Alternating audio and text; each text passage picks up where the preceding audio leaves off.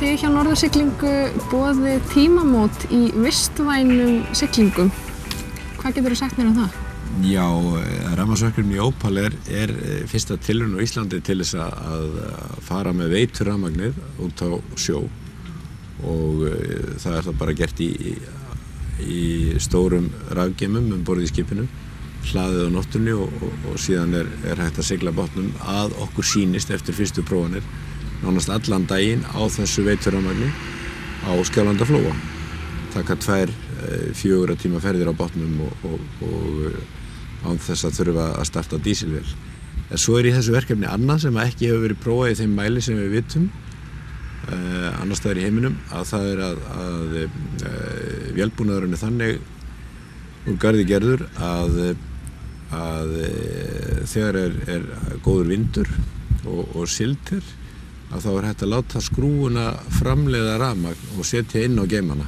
Það hefur þá þýðingu að í staðinn fyrir að þurfa að brenna dísilolíu á vélinni, að þá getum við notað okkar grænu orku sem veiturafmagnið okkar sem annarkvæmt kemur úr vatnsaflsvirkjunum íslenskum eða jarðvarmavirkjunum. En hvað með svona upplifun ferðamannsins og þeirra sem sitja í bátnum eins og til dæmis hvað var það hljóð? Jú, það er náttúrulega einn af stóru þáttunum í þessu sem gerir þetta verkefni svona áhugavert, að þú heyrir ekkert í vélinni. Þegar núna ég var að koma frá Grænlandi, búin að vera á Opal þar í 12 daga og þá þarf maður eiginlega að maður áttar sig ekki á því hvort að skipið er á ferð, hvort það er á siglingu eða ekki, því að maður heyrir ekki í rafmagnsmótornum sem knýr þessu stóru skrúfu. Þannig að upplifunin er bara líkust því að vera bara á seglum ef það er bara keyrt á rafmagnsmótornum frá geymunum. Það er algjörlega magnað, þetta er algjörlega ný veruleiki. En þetta er eitthvað sem skiptir ykkur máli og þið lögðuð upp með það í byrjun þegar þið fóruð á stað með bara Norðursiglingu að reyna að vera vistvæn og umhverfisvæn. Hvernig geturðu lýst því svona fyrir mér?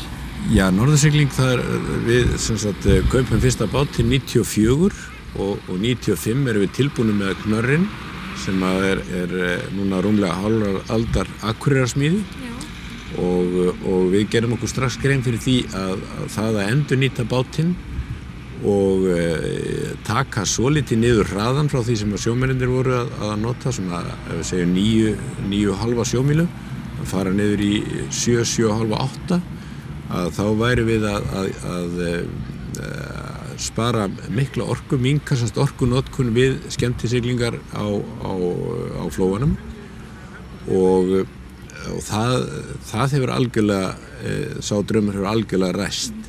En þetta hefur svo komið í skrefum þegar það kemur í ljós að framboðið sem við bjóðum hérna upp á þessum mekarskipum framundir aldamótin, þetta er það vel þegið og náttúruskoðunum hérna frá Húsavík, að þá fórum við að huga að seglunum.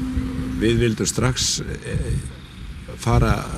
taka næsta skref og fá okkur setja upp bát, íslenskan bát með 19. aldar reiða. Það er gaffalsigling og það var Skonnorton Haukur sem var komið hér undir þennan 19. aldar reiða 2002, þannig að síðan erum við búin að vera að reka þann bát og svo bætum við Hildi sem er Akureyrarsmíðaður bátur 2010 og 2013 þá er Opal komin inn í dæmið og þetta er allt saman Skonnortur. Þú talar að þið voruð á Grænlandi.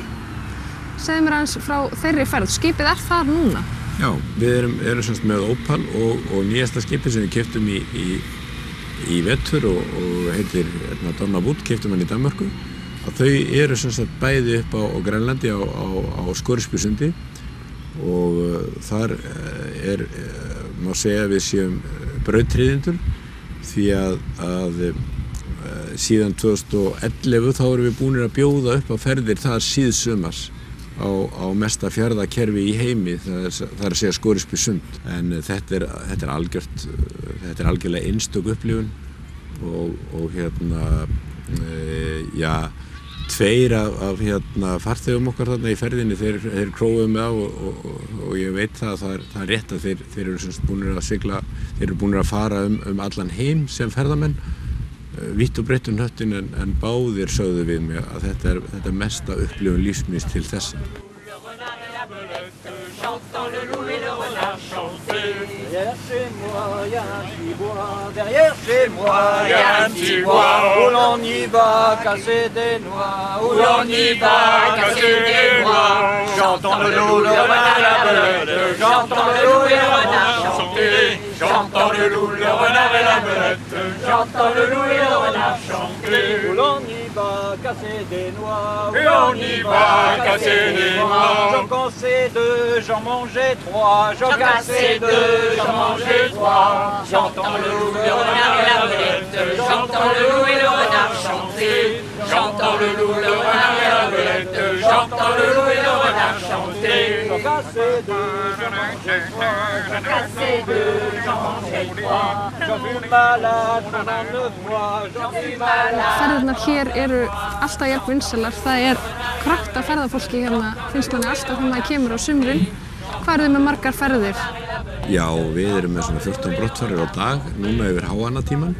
Jú, þetta hefur verið að aukast hjá okkur alveg ár frá ári, nánast engin slaki í því milli ára.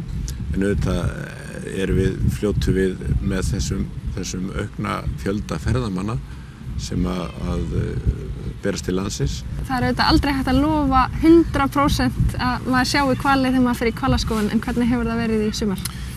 Já, það er svo, við erum að upplifa hér sumar sem við getum kallað þetta norðanáttar sumar, kalt og svona vantar